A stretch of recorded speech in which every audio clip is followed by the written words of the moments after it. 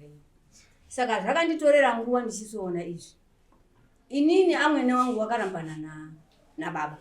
Saka ndakaona kuti kana kuti nditaurire baba zviri kutonesa baba hale.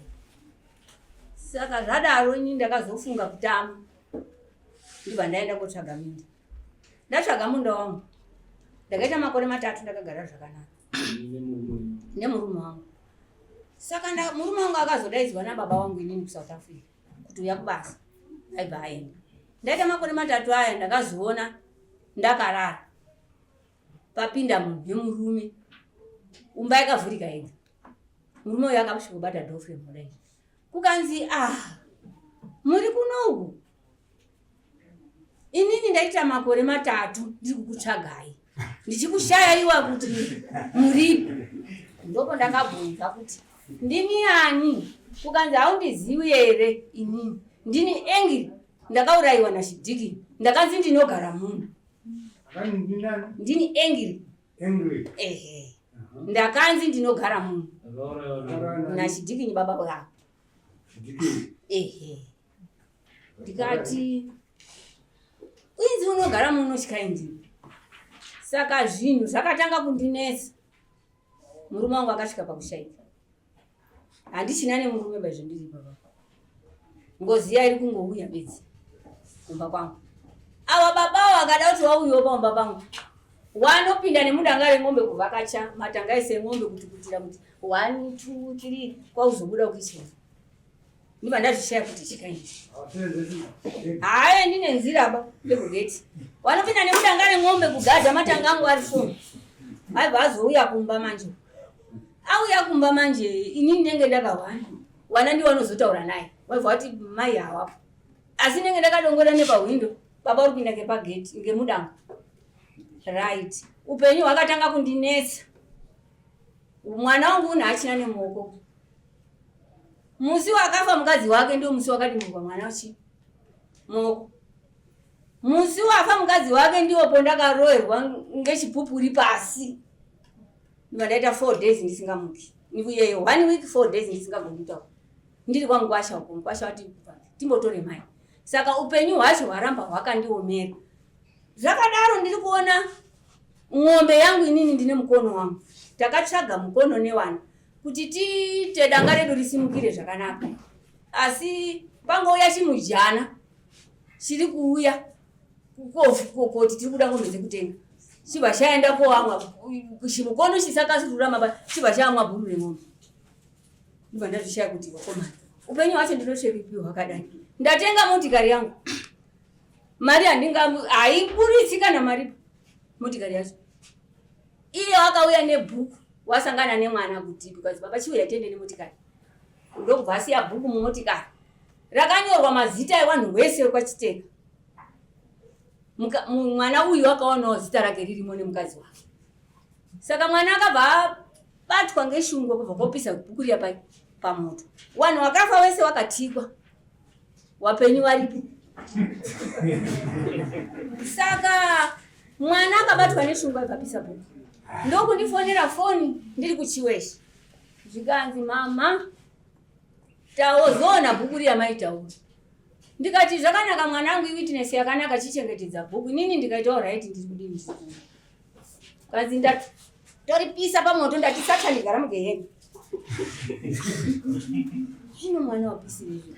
Ndava ndauya hangu. Kurwara hakuperi. Wana hawagari zvakanaka. Tiitewo mari haibatiki. Zvino ndizvo ndakati here kurwa kwatakaita hono ndichaogarawo pakanaka izvi.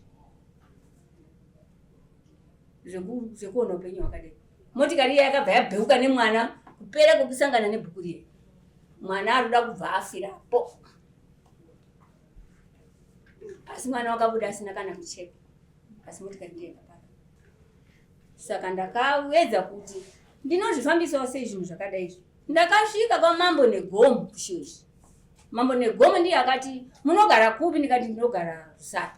Kukanzi mambo wenyu ndiani? Ndikati ndiwa Makono. Ndimambo Makono. Kukanzi endai moise mhosva yenyu iise zvairi pamusoro paMakono. Ndiye achaziva izvo muchaita. ndakabva kupiwa nhoroondo. Pesapo ndinoenda kana kufamba ndinobata baba. Ndi baba uri kunamata ndiani wakasunga hembe pahuma. Ndiye ari kuita izvi munhu. Hakuna munosvikaba nengozi yakaparwa futi nababa wake iye futi wabata zvinhu zvake futi. Saka inini ndaomerwa mama. Neupenyu. Nokutaurwa dzikinyi mwana wachidikinyi chavo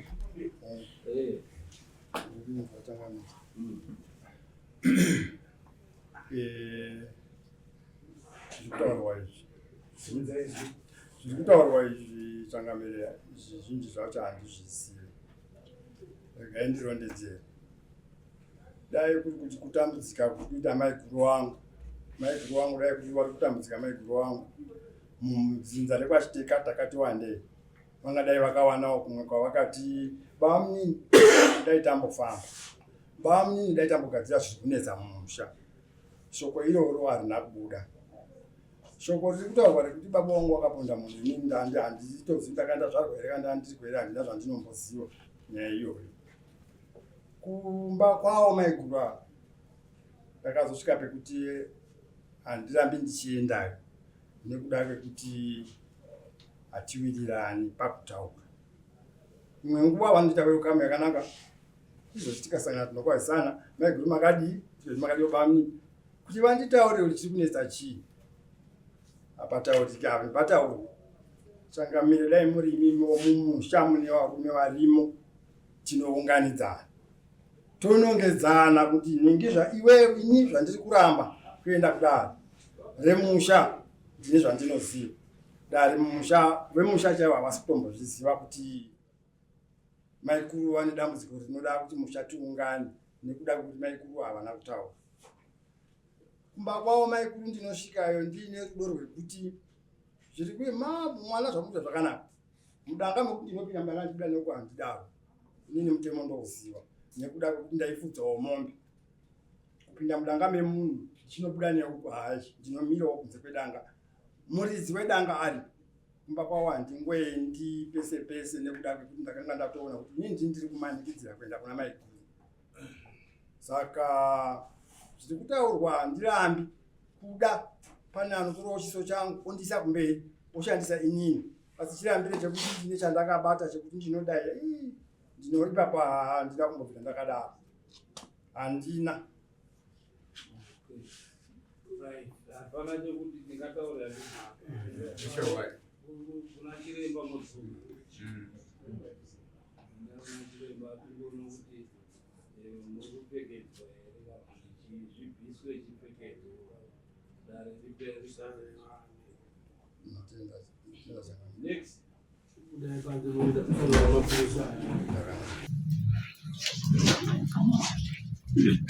Ndaenda kuseri kwechuru nemhuri yekwachiteka. Chiremba ataurira mhuri kuti mumusha menyu tiri kuona hamuna kubatana, hamuna matani. Chechipiri echibva ati muri kunongedzana, muri kupomana. Chechitatu abva vataurira kuti mumusha menyu mune urombo hurimo huri kutoshandiswa nevanhu vari kutoshandisa urombo ihwo. Uyezve mune ngozi irimo yakaparwa nehama dzenyu. Vechibva vabvunza zvakare kuti ko pane akambenge ari munhu akamborwara nenjere ndiani mumusha menyu, uchibva wamutaura.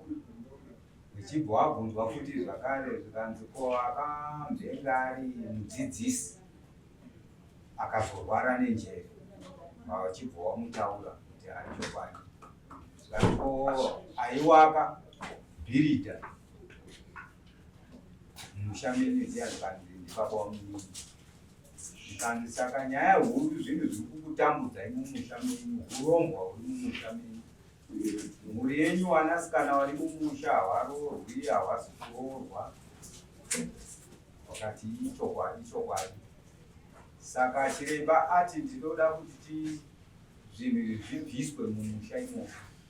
Kuti ndiite basa iroro ndinoda mombe 3 nembudzi 3, mombe 2 dzangu ini chiremba mombe imwe chete ndeyedare. Saka iwo chibva watenderana nazvo, ndo zvabuda kuseri kwechuru Changamire. Pane pandasirira, alright, ava baba vazobvunzwa zvikandipo mudzimai wenyu ari kupi, wakati takasiyana. Zvikanzi saka unoda kuroora here? Zvikanzi unoroora sei iwe mudzimai unaye? Uri naye kare wauinaye. Ndobva tauya pane musikana uyu,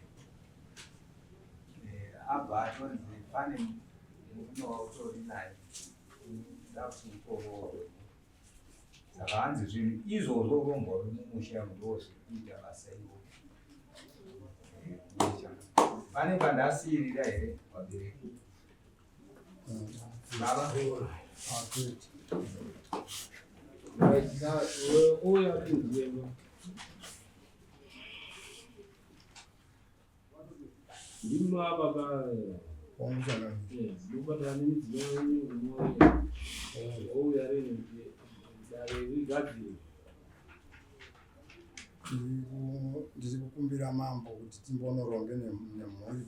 Muronga muine dheti nayo kuti mambo akati wakati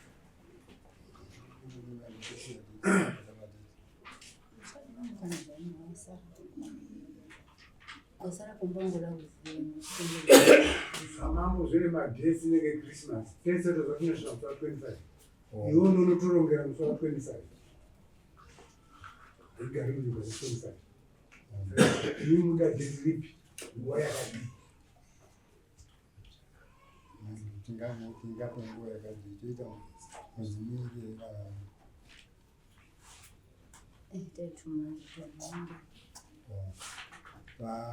tanga tichikumbira Changamire timbosipo mwedzi miviri tichimbotsvaka zvinodiwa zvacho kuti basa racho rifambe zvakanaka. January 31. January 31.